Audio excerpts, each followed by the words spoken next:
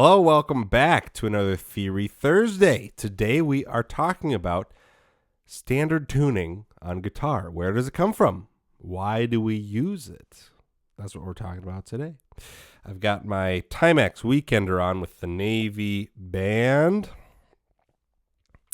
and I've got my red tie on. So as always, if you enjoy any of these watches or ties, I link them all down in the description. I'm a very amateur watch collector. I don't know why it interests me. It's just cool timepieces. I don't know. Anyway, those are all down there. And as always, if you have been enjoying these, please like and subscribe. It really helps out the channel, and I want to keep making these because I love making them. So anyway, I think that's it. Where does standard tuning come from? Let's go.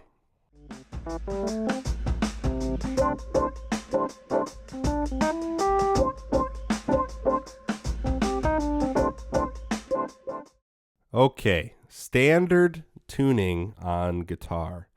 Where does it come from? Why do we use it? So I have some notes here. So I'm going to be looking down at the page for a little bit just because there's a lot here. So first of all, there's no best, quote unquote, best tuning for guitar. Even me, most of the time I'm using standard tuning, but I've used drop D, I've used open C, I've used open D.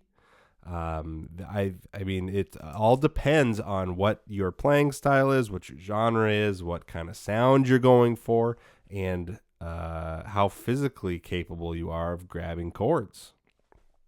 Can determine your tuning. So there's no quote unquote best tuning. However, the standard tuning we use today is the most common because it's so versatile and it's just physically convenient. So what do I mean by physically convenient?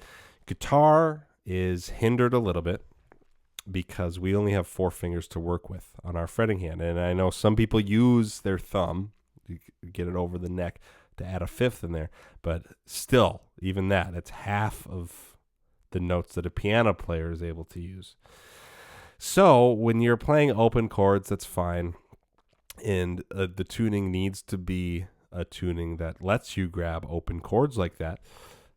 But especially when you're playing closed chords, where you're only playing the notes that your fingers are on, you've got 4 notes. And you have to pick those wisely. There has to be a reason behind them. So that's what I mean physically convenient. The standard tuning is set up that you are able to grab pretty much any chord that you would need on the guitar, the way it's tuned. So it's laid out where if you strum just all the open strings, it's kind of an E minor chord, an E, B, or an E minor chord is just E, G, B, right? An E minor 7 would be E, G, B, D, which we have. And then we don't do a 9 because that would be an F sharp, but we do throw an 11 in there, A. So the strings are E, A, D, G, B, E. That's the standard tuning. So when you strum all of those, you could almost think of it as an E minor 7 add 11, or you could think about it like a G6-9 chord over E.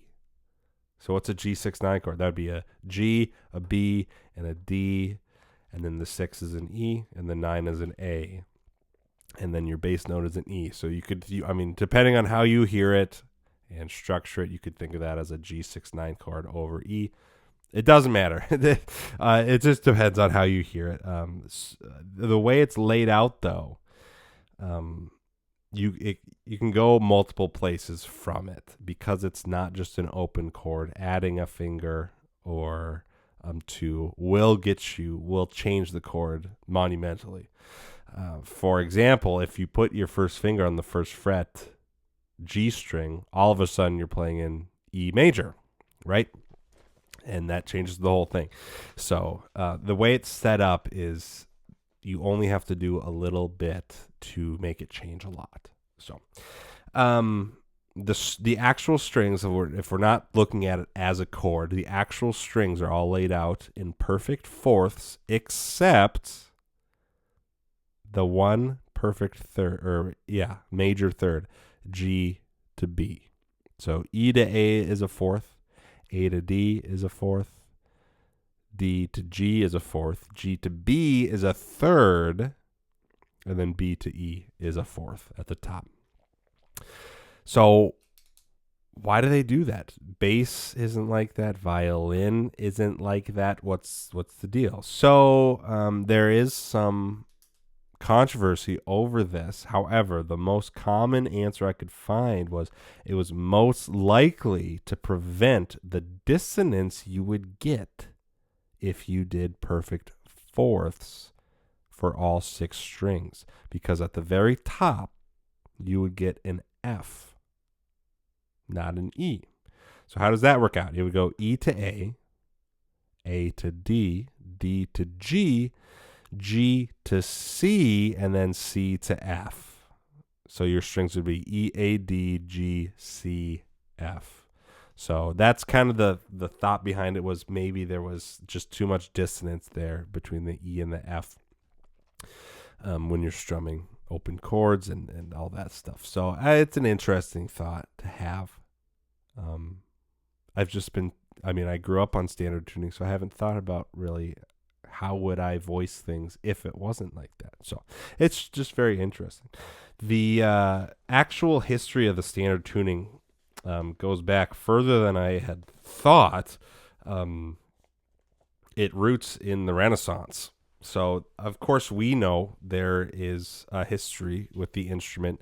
There's controversy behind the history of the instrument because I like to think of it as a lineage back to the oud. But there are people who say, no, it's a completely different instrument. It was a shoot off from this, and in this time period, in this part of the world, yada, yada, yada. The main thing that we're looking at here, though, is tuning. So we're not going to talk about any of that. The tuning of the guitar we have now is from the Renaissance, and there were various instruments that were precursors to the guitar with similar tunings. And I'm looking at the English lute and the Iberian vihuela. I can't even say that. Vihuela. The Iberian vihuela. They were tuned A, D, G, B, E. Okay, A, D, G, B, E. Now that should sound very familiar to you because we're only missing one string, the low E string. Okay, the low E string was brought in later from luthiers in the Mediterranean, I imagine, just to bring in more bass. Now, that tradition has not stopped. There are 7-string guitar, 8-string guitars, 9-string guitars, all the way up to 10 I've seen. And they keep adding bass strings. And I mean, it's like you almost have a whole symphony at your fingertips. The range you have is incredible. I have never played one. There's actually Pat Metheny, if you want to look him up, he's got some great 7-string tunes. Also, oh man, what's his name? John Pizzarelli. He's known for playing a 7-string. So just hearing that bass, I mean, it sounds like he's playing with a bass player. It's really fascinating. So go give those guys a listen. But that trend has not stopped, adding bass notes. But apparently the Mediterranean luthiers were the ones that added the low E. And that's just standard what we have today. And I guess the tuning was versatile enough and physically convenient enough from back then that it has stood the test of time. And that's what we have today. So there's your history lesson. That's where it came from. And why we're still using it. Hopefully you learned something. That's enough info for today, I think. And we'll see you for the next one.